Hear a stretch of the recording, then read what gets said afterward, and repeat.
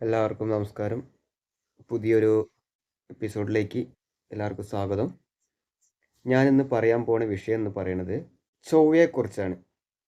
ഇന്നാള് 7-ാം ഭാവത്തില് പാവനെക്കുറിച്ച് പറഞ്ഞു. അപ്പോൾ ഞാൻ ഇന്നലെ ഒരു കണ്ടന്റ് അല്ലെങ്കിൽ ഒരു ആളുടെ ഒരു ജാതകം ഇങ്ങനെ പരിശോധിച്ചപ്പോൾ ചൊവ്വാദോഷത്തിനെ കുറിച്ച് പറഞ്ഞപ്പോൾ, എന്നാൽ ഒരു വീഡിയോസ് ഇടണം എന്നുള്ള ഇതുകൊണ്ടാണ് ഞാൻ ഈ ഈ ഒരു ടോപ്പിക്ക് ഇടാൻ വേണ്ടി വിചാരിച്ചിട്ടാണ് ഞാൻ ഈ ഒരു കാര്യം പറയുന്നത്. കാരണം ഒരുപാട് വിജ്ഞാനം 2 പേരുടെ ഗ്രഹനില കൂട്ടി വെച്ചിട്ട്, അതായത് നല്ല ബന്ധങ്ങളൊക്കെ ഉള്ള ബന്ധങ്ങൾ, അതായത് വിവാഹം നല്ല 10 പൊരുത്തമൊക്കെ നോക്കി നല്ല ഉത്തമമായ ജ്യോതിഷികൾ നോക്കിയിട്ട് വിവാഹം കഴിച്ച് വേർപിരിഞ്ഞവരുടെ ഒരുപാട് ജ്യോതിഷ ഈ ജാതകങ്ങളൊക്കെ പരിചയപ്പെടുത്താനുണ്ട്. അപ്പോൾ പതുക്കെ പതുക്കെ അത് പരിചയപ്പെടുത്താം എന്നാണ് ഞാൻ ഉദ്ദേശിച്ചിരിക്കുന്നത്. അപ്പോൾ ഞാനിവിടെ പറയാൻ പോകുന്നത്, ഇവിടെ 7-ാം ഭാവത്തിൽ ഒരു ശനി, അതായത് കുജൻ 7-ാം ഭാവം മേടം ലഗ്നം എന്ന് വിചാരിച്ചോളൂ. മേടം ലഗ്നത്തിൻ്റെ 7-ാം ഭാവം എന്ന് പറയുന്നത് തുലാം രാശിയാണ്. അപ്പോൾ തുലാം രാശി എന്ന് പറയുന്നത് മേടത്തിന് നേർ 7-ാം ഭാവം. അപ്പോൾ അവിടെ കുജ നിന്ന് കഴിഞ്ഞാൽ അവിടെ 7-ാം ഭാവം കൊണ്ട് കുജ ചൊവ്വാദോഷം ഉണ്ട് എന്നാണ് പറയുന്നത്. ചൊവ്വാദോഷം. ഓക്കെ. അപ്പോൾ ഒന്ന് ചിന്തിച്ചു. അപ്പോൾ ഞാനൊന്ന് നമ്മൾ സാധാരണ രീതിയിൽ, അതായത് ബുക്കുകളിൽ ഗ്രന്ഥങ്ങളിലെല്ലാം ഒരുപാട് എഴുതി വെച്ചിട്ടുണ്ട്. ഈ 7-ാം ഭാവത്തിൽ ഇത് നിന്ന് കഴിഞ്ഞാൽ ഈ ചൊവ്വ ദോഷം ചെയ്യും, അത് കഠിനമായ ദോഷമാണ്. അത് 8-ലും ഉണ്ട്. 8-ാം ഭാവവും 7-ാം ഭാവത്തിൽ ചൊവ്വ നിന്ന് കഴിഞ്ഞാൽ ഭയങ്കര ദോഷമാണ് പറയണത്. അപ്പം എന്താണ് ശരിക്കും ചൊവ്വാദോഷം ഉണ്ടോ ഇല്ലയോ, ഇതൊന്നും നമുക്ക് മനസ്സിലാക്കേണ്ട കുറച്ച് കാര്യങ്ങളുണ്ട്. അപ്പോൾ ഈ ചൊവ്വ ദോഷം ചെയ്യോ ഇല്ലയോ എന്നാണ് നമുക്ക് നോക്കേണ്ടത്. പ്രമാണത്തിലൊക്കെ ഞാൻ ചോദിക്കട്ടെ, ലോകത്ത് ഒരുപാട് പ്രമാണങ്ങൾ എഴുതിക്കൊണ്ടേയിരിക്കുന്നുണ്ട്. അതിലൊന്നും കൃത്യമായ, അതായത് എന്താ പറയുക, ഇപ്പോഴും പുതിയ പുതിയ പുതിയ ജ്യോതിഷ ഗ്രന്ഥങ്ങളൊക്കെ, ജ്യോതിഷ ബുക്കുകളൊക്കെ ഇറങ്ങുന്നുണ്ട്. പലരും പല രീതിയിൽ അവരവരുടെ ആശയങ്ങൾക്ക് വേണ്ടിയിട്ടാണ്, അല്ലെങ്കിൽ അവരുടെ ആശയങ്ങൾ വെച്ച് കുറച്ച് കാര്യങ്ങളൊക്കെ എഴുതി ചേർക്കുകയാണ്. അത് അതേപടി പഠിച്ച് കുറച്ച് സംസ്കൃതങ്ങളും പഠിച്ച് കുറച്ച് തത്വങ്ങൾ പഠിച്ചതുകൊണ്ട് മാത്രമല്ല, ഇതെല്ലാം നമ്മുടെ ജീവിതത്തിൽ അനുഭവത്തിൽ വരുന്നുണ്ടോ എന്നും കൂടി നോക്കിയിട്ട് വേണം നമ്മളൊരു കൺസെപ്റ്റിലേക്ക് വരാൻ വേണ്ടിയിട്ട്. അപ്പോൾ നമ്മൾ ചിന്തിക്കുക, 7-ാം ഭാവത്തിൽ ഒരു കുജൻ നിന്ന് കഴിഞ്ഞാൽ, അല്ലെങ്കിൽ ചൊവ്വ എന്ന് പറഞ്ഞാൽ കുജനാണ്. ജ്യോതിഷത്തിൽ കുജൻ എന്നാണ് പറയുന്നത്. അപ്പോൾ നമ്മുടെ ആഴ്ചയിൽ ചൊവ്വാഴ്ചൻ്റെ ആധിപത്യം കൊടുക്കുന്നത് കൊണ്ട് നമ്മളത് ചൊവ്വാഴ്ച, അപ്പോൾ അതിൻ്റെ അധിപൻ കുജനാണ്. അങ്ങനെ 7-ാം ഭാവത്തിൽ കുജൻ നിന്ന് കഴിഞ്ഞാൽ ചൊവ്വദോഷം ബാധിക്കുമോ ഇല്ലയോ എന്നാണ് ചോദ്യം. ശരി, നമുക്ക് അതിലേക്ക് കിടക്കാം. നിങ്ങളൊന്ന് ചിന്തിച്ച്, ഇതിപ്പോൾ മേടമാസം, ഇതിപ്പോൾ ധനുമാസമാണ്. ധനുമാസം എന്ന് പറയുമ്പോൾ ഏകദേശം ഇന്ന് രാവിലെ ഉദയം നടക്കുന്നത്, രാവിലെ ഉദാഹരണം മാത്രം ചിന്തിച്ചാൽ മതി നിങ്ങൾ. ഇപ്പോൾ ഇന്ന് രാവിലെ ദേവി രാവിലെ ഒരു 6 മണിക്ക്, ഒരു 6:30 ആകുമ്പോൾ ജനിക്കുന്ന കുഞ്ഞിൻ്റെ, അതായത് ഒരു ഭൂമിയിൽ ഒരു സംഗതി നടക്കുമ്പോൾ ഉള്ള ഇതാണല്ലോ, ആ സമയത്തുള്ള ഗ്രഹങ്ങൾ നിൽപ്പ്, അല്ലെങ്കിൽ ലഗ്നം കിഴക്കൻ ചക്രവാളത്തിൽ ഉദിച്ച് നിൽക്കുന്ന രാശി ഏതാണ് നമ്മൾ നോക്കും. അപ്പോൾ ഇന്ന് രാവിലെ ഒരു 6:30 7 മണിക്കുള്ളിൽ ജനിക്കുന്ന കുഞ്ഞാണെങ്കിൽ ഏകദേശം ലഗ്നം വന്നിരിക്കുന്നത് ധനുരാശി തന്നെയായിരിക്കും, രവി ആ രാശി തന്നെ ഇരിക്കുന്നുണ്ടാകും. അത് ഒരു 8 മണി 7 മണിയാകുമ്പോൾ വീണ്ടും ലഗ്നം ഉദയം മാറി 2 മണിക്കൂർ അടുത്ത രാശിയിലേക്ക് കിടക്കും. അവിടെ 2 മണിക്കൂർ ഉദയം ഉണ്ടാകും. അങ്ങനെ മാറിക്കൊണ്ടേയിരിക്കും. അപ്പോൾ നമുക്ക് ഉദാഹരണം നമ്മൾ പറയുന്നത് വെച്ചാൽ, 7-ാം ഭാവത്തിൽ ധനുരാശിയിൽ 7 എന്ന് പറയുകയാണെങ്കിൽ മിഥുന രാശിയാണ്, മേടത്തിൻ്റെ 7 എന്ന് പറയുന്നത് തുലാം രാശിയാണ്. അങ്ങനെ ലഗ്നങ്ങൾ മാറുന്നതനുസരിച്ച് ഈ പറയണ ഭാവങ്ങളിൽ വ്യത്യാസങ്ങൾ വന്നുകൊണ്ടേയിരിക്കും. അപ്പോൾ ഞാൻ പറയണത്, 7-ാം ഭാവത്തിൽ കുജ നിന്ന് കഴിഞ്ഞാൽ, ഇവിടെ 7-ാം ഭാവത്തിൽ കുജ നിന്ന് കഴിഞ്ഞാൽ ഈ പറയണത് വെച്ച് കഴിഞ്ഞാൽ എന്താ പറയണത്, ഈ ചൊവ്വാദോഷം ഉണ്ട് എന്നാണ് പറയണത്. അപ്പം എന്താ ചെയ്യണത്, ഈ 7-ൽ അല്ലെങ്കിൽ 8-ൽ ഒരു പാവനുള്ള ഒരു കുജനെ വന്ന് ചേർത്തിട്ടാണ് എല്ലാവരും വിവാഹം കഴിച്ചുകൊണ്ടേയിരിക്കുന്നത്. ചിന്തിച്ചു നോക്കിയേ, ഒരാളുടെ 7-ാം ഭാവത്തിൽ കുജൻ ഉണ്ട് എന്ന് പറഞ്ഞു കഴിഞ്ഞാൽ അവിടെ പാപ സാന്നിധ്യം വന്നു എന്നാണ് അറിയേണ്ടത്. അവിടെ ഒരു പാവനുണ്ട്. അപ്പോൾ ആ 7-ാം ഭാവം കൊണ്ട് ഒരാളുടെ ജാതകത്തിൽ പാവൻ അവിടെ വന്നു കഴിഞ്ഞാൽ ആ ഭാവം ദോഷം സംഭവിച്ചു എന്ന് ചിന്തിക്കണം. അവിടെ 8-ാം ഭാവം കൊണ്ട് ഈ പാപസ്വാമി അതാണ് പറയണത്. അതായത് പാപസ്വാമി നോക്കുമ്പോൾ ഒരു പാവൻ 7-ാം ഭാവത്തുണ്ട്, അതേ പാവന് പാപമൂല്യമുള്ള ഒരു ഗ്രഹത്തെയാണ് അവിടെ കൂടിക്കേണ്ടത്. ഒരാളുടെ 7-ാം ഭാവത്തിൽ പാവൻ 7-ൽ പാവം വന്നു കഴിഞ്ഞാൽ ദോഷം ഭവിച്ചു, ആ ഭാവത്തിന് നമുക്ക് അനുവേദ്യമല്ല എന്ന് കരുതിക്കൊള്ളുക.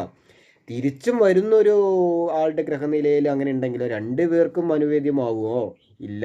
ഇതാണ് ഇവിടുത്തെ പാപസാമ്യം എന്ന് പറഞ്ഞ് മുന്നോട്ട് പോയിക്കൊണ്ട് ഒരു അസംബന്ധമായ കാര്യങ്ങളാണ് പറഞ്ഞുകൊണ്ടിരിക്കുന്നത്.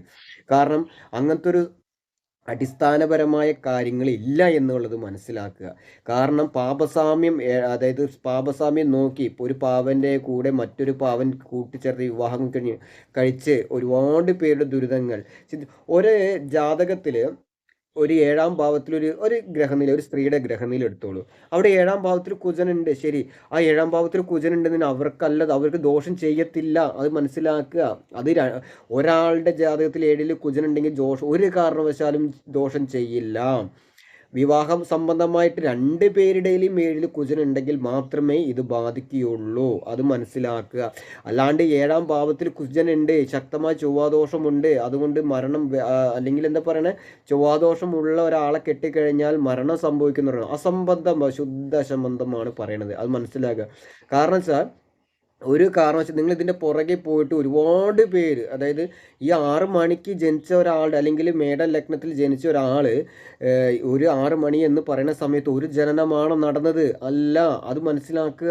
ഒരു ജനനമാണെന്നുണ്ടെങ്കിൽ ഒരു അമ്മയുടെ വയറ്റിൽ നിന്ന് ഒരു കുഞ്ഞ് ആ ഒരു സമയത്താണ് ജനിക്കുക. ഒരു സ്ഥലത്താണോ ഈ ജനനം നടക്കുന്നത്? ഒരു സ്ഥലത്ത് തന്നെ എന്തോരോ ഹോസ്പിറ്റൽ കാര്യങ്ങളുണ്ട്. ഇവിടെയൊക്കെ ഒരേ ഡിഗ്രി മിനിറ്റിൽ അല്ലെങ്കിൽ ഒരു മണിക്കൂറിന് ഗ്യാപ്പിൽ ഏകദേശം ധനുമാസം അല്ലെങ്കിൽ ധനുമാസം പകുതിയോട് കൂടിയിട്ടാണ് വിചാരിച്ചോളൂ. ധനുമാസം പകുതിയോട് കൂടിയിട്ട് ആ രാവിലെ ജനിക്കുന്ന കുഞ്ഞ് അല്ലെങ്കിൽ ഒരു മണിക്കൂർ ഉദയം ഉണ്ടാവും. ഒരു പകുതിയൊക്കെ കഴിഞ്ഞ് വിചാരിച്ചാൽ 1 മണിക്കൂർ ധനുരാശിയിൽ ഉദയം ഉണ്ടാകും.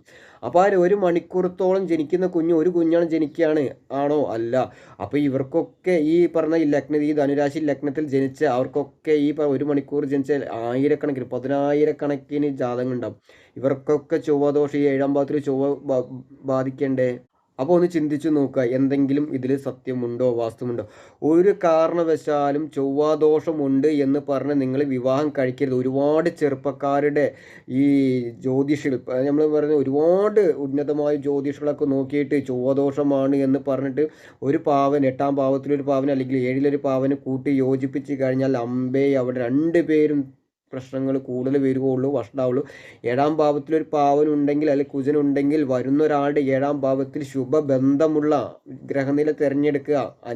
ബാലൻസ് ചെയ്തു പോകും. അല്ലെങ്കിൽ ഒരു കാരണവശാലും ബാലൻസ് ചെയ്തില്ല, അടി ഉറപ്പാം, ഒന്നും ചെയ്യാൻ പറ്റത്തില്ല. അപ്പോൾ അതുകൊണ്ട് ഒരു കാരണവശാലും ചൊവ്വാദോഷത്തിൽ നിങ്ങൾ ഭയക്കരുത്. പലരും, അതായത് ഇവിടെ എന്ത് പറയണമെന്ന് വെച്ചാൽ, ഒരു ജ്യോതിഷനെ കാണാൻ പോകുമ്പോൾ ആദ്യം തന്നെ പറയണം എന്താ, ഒരു ഗ്രഹനില എടുക്കുമ്പോൾ തന്നെ ഈ അല്ലെങ്കിൽ ഒരു ഗ്രഹനില സ്കാൻ ചെയ്യുമ്പോൾ തന്നെ നോക്കി പറയുമ്പോൾ തന്നെ അയാൾ അയാളെ തളർത്തുന്ന രീതിയിലുള്ള സംസാരങ്ങളാണ് പറയണത്.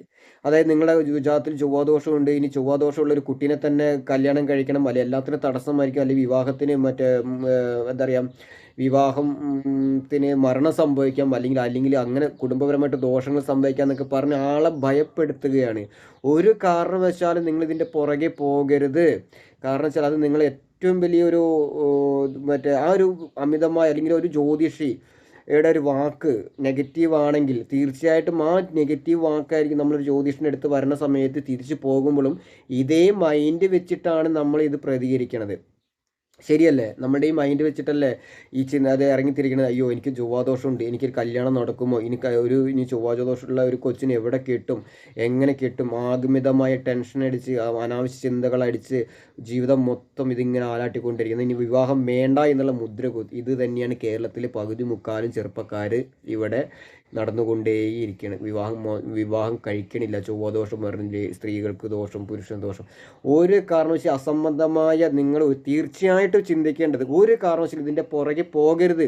7ാം ഭാവത്തിൽ ചൊവ്വയുണ്ടെങ്കിൽ ധൈര്യമായിട്ട് നിങ്ങൾ ഒരു ശുദ്ധജാതകം എന്ന് പറഞ്ഞു കഴിഞ്ഞാൽ എന്താ പറയുക, 7ലൊരു പാവനുണ്ട് അല്ലെങ്കിൽ 8 പാവനെ കൂട്ടിച്ചേർക്കുന്ന ജാതകമല്ല അവിടെ വേണ്ടത്. 7ാം ഭാവം കൊണ്ട് ഗുരുവോ ചന്ദ്രനോ ഇവരൊക്കെ നല്ല പൊസിഷനിൽ നിൽക്കുന്ന ഒരു ജാതകം, 7ാം ഭാവത്തിൽ നല്ല ശുഭദൃഷ്ടികളുണ്ട് നോക്കുക, 7ൽ ശുഭഗ്രഹം ഉണ്ടോ നോക്കുക. ആ ഒരു ജാതകം ചേർക്കാൻ നിങ്ങൾ നോക്കുക. ഒരു കാരണവശാൽ ചൊവ്വാദോഷമുണ്ട് എനിക്ക് വിവാഹം കഴിക്കാൻ പറഞ്ഞു അങ്ങനെ പറയണ പോഴത്തരം അങ്ങനത്തെ ഒരു ചിന്തയെ നിങ്ങൾ ചിന്തിക്കരുത്, ആ വശം ചിന്തിക്കരുത്. 7ലൊരു ചൊവ്വയുണ്ട്, ഒരു ശക്തമായ ചൊവ്വാദോഷം ഉണ്ട് പറഞ്ഞ് അതിൻ്റെ മുന്നോട്ട് പോകരുത്. ശുദ്ധമായ 7ാം ഭാവത്തിൽ നല്ല ശുഭമുള്ള ഒരു കുജനാണെങ്കിൽ 7ാം ഭാവത്തിൽ ശുഭമുള്ള ഒരു ജാതകം തിരഞ്ഞെടുക്കുക, ബാലൻസ് ചെയ്തു പോകും.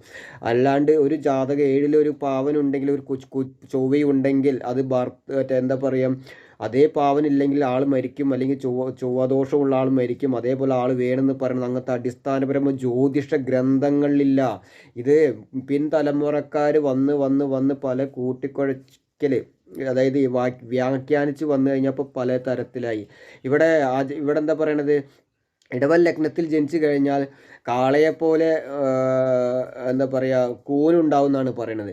ശരിക്കും അത് ശരിക്കും ആചാരൻ ഉദ്ദേശിച്ചത് എന്താണ് ഉദ്ദേശിച്ചാൽ, ഈ ഇടവൽ ലഗ്നത്തിൽ ജനിച്ചു കഴിഞ്ഞാൽ ഒരു കുടുംബത്തിലെ സകല ഭാരങ്ങളും, അതായത് ആ കുടുംബത്തിലെ സകലമാന ഭാരങ്ങൾ, അതായത് കുടുംബത്തിലെ എല്ലാ അത്താണി, നമ്മുടെ അറിയില്ല, ആ ഒരു കുടുംബത്തിലെ ഒരു 10 പേരോ അല്ലെങ്കിൽ 5 പേരുണ്ടോ വെച്ചിട്ട് എല്ലാവരും ജോലിയെടുത്ത് ആ കുടുംബത്തിൻ്റെ സകലമാന കാര്യങ്ങൾ ചെയ്ത് ഒരു കാളയെപ്പോലെ കൂനുണ്ടാവില്ല, കാളയ്ക്കൊരു കൂനുണ്ടാവും, അതേപോലെ ചുമലിലേക്ക് നടക്കും, ഒരു കുടുംബത്തിൻ്റെ സകലമാന ഭാരങ്ങൾ ചുമലിലേക്ക് നടക്കും എന്നാണ് ആചാര്യൻ ഉദ്ദേശിച്ചത്.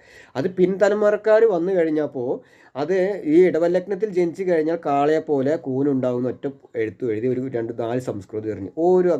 ഇങ്ങനെ തന്നെയാണ് പലരും പല രീതികളിൽ പറഞ്ഞുകൊണ്ടേയിരിക്കും. ഇവിടെ എന്താ പറയണത്, 7ാം ഭാവത്തിൽ കുജ നിന്ന് കഴിഞ്ഞാൽ പറയണത് നിന്ദിത സ്ത്രീകളുമായിട്ട് ഒരു ബന്ധമുണ്ടോ എന്ന് പറയണത്. ഈ നിന്ദിത സ്ത്രീകൾ എന്ന് പറയണത് നിങ്ങൾ അവിഹിതമായിട്ട് ചിന്തിക്കരുത്. നിന്ദിത സ്ത്രീകൾ എന്ന് പറയണമെങ്കിൽ എന്താ പറയുക, നമ്മൾ ആരുമില്ലാത്ത വൃദ്ധകൾ, അല്ലെങ്കിൽ അവരെ ഏറ്റെടുത്ത് അവരെ ഉപജീവനം ചെയ്യും എന്നൊക്കെ അങ്ങനെയും പറയുന്നുണ്ട്.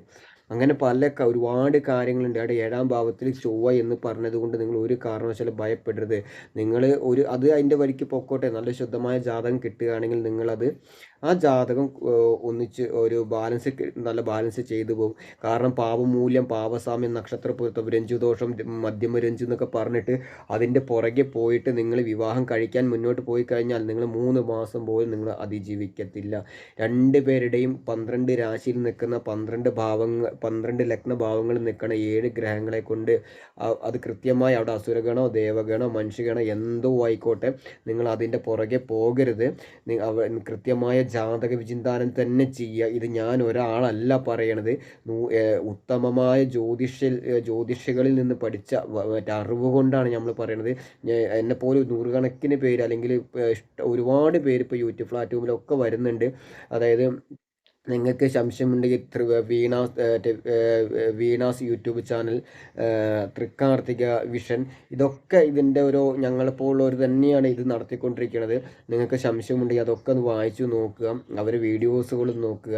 ഞാൻ ഒരാളല്ല പറയണത്, യഥാർത്ഥ ജ്യോതിഷം ജനങ്ങളിലേക്ക് എന്നാൽ കഴിയുന്ന രീതിയിൽ എത്തിക്കാമെന്ന് ആണ് ഞാൻ ഉദ്ദേശിക്കുന്നത്. അതിൽ വിമർശനങ്ങളുണ്ടാകാം, അതൊന്നും ഞാൻ കാര്യമാക്കുന്നില്ല. അപ്പോൾ ഇനി പുതിയൊരു എപ്പിസോഡുമായിട്ട് വീണ്ടും വരാം. നന്ദി, നമസ്കാരം.